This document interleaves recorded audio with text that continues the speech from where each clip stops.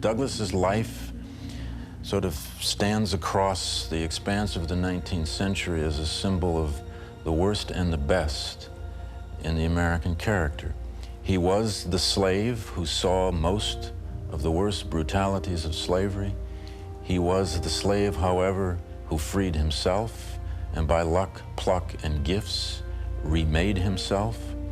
Most importantly, he had an enormous ability to capture in words the meaning of what America is about. I have no accurate knowledge of my age, never having seen any authentic record containing it.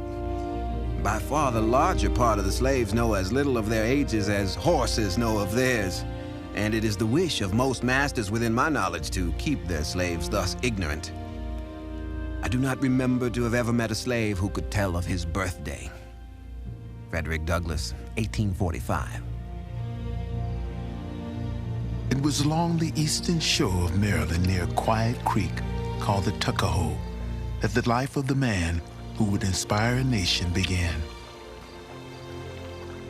Frederick Douglass was born in Talbot County on Maryland's eastern shore. He wasn't certain of his birth himself. In fact, he thought that he had been born in 1817. But slave records tell of the birth of Frederick Augustus to a slave named Harriet in February 1818.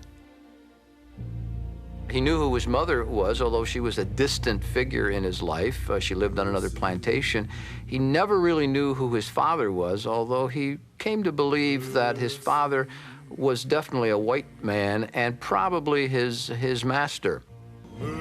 Raised by his grandmother at the far end of the plantation, the tiny boy named Frederick led a carefree, playful life along the muddy shores of the Tuckahoe until he was 6. At about age 6, Douglass found that his childhood had come to an abrupt end. He was assigned to act as the companion and caretaker of the child of the owner of the plantation.